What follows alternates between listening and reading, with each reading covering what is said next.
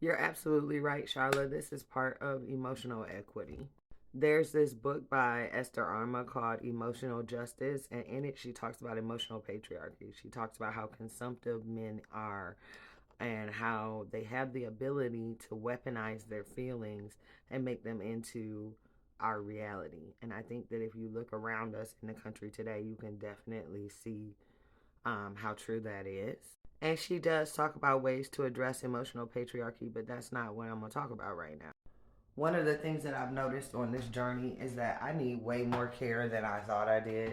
I'm not eating enough calories. I'm not eating enough protein. I hadn't been sleeping enough. Like, all of these habits have stacked up over the course of years. And for some of us, it's years and years, decades of bad habits. So we're essentially building up emotional and psychological deficiencies. But when it comes time to address those deficiencies, our expectation is that we're going to heal 20, 30, 40 years of self neglect with 20, 30, 40 minutes of self care a week. If you grew up in a family where emotional maturity was not appreciated and you never learned to verbalize your needs, a bubble bath is not going to help you do that.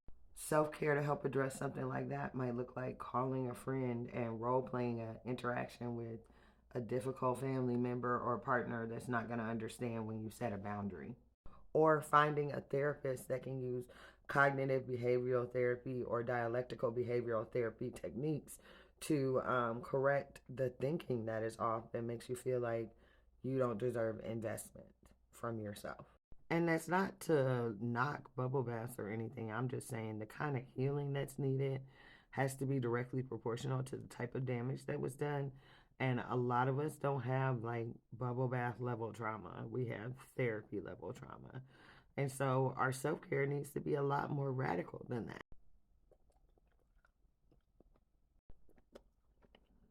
And some of us are already doing that on our own. And if that's you, good for you. But I wasn't. I was going hard in the paint for Black women's liberation and empowerment and treating my body like I had a spare in the closet. I was taking care of business, but I was not taking care of the business of me. Some people can just watch internet videos and they're like, boom, I got this. But I am not that girl. I made this self care workbook to help people understand what self love looks like in action because that's what I needed. I needed a practical step by step guide. And while I did make the book for Black women, I feel like white women can also benefit from this because it's like you said, white women have varying degrees of competency at pouring into themselves as well. You can get this book right now through the link in my bio for $20. It's going on sale on Amazon KDP on the 24th, and it's gonna cost $24.99. So if you want to get it now, get ahead of the game and get that $5 off for digital discount. The link is in my bio. And look, my book is not the only self care or self love workbook.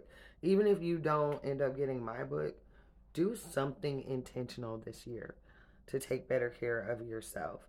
Because if we just go along with the status quo, we're going to keep replicating the patterns our parents and grandparents replicated.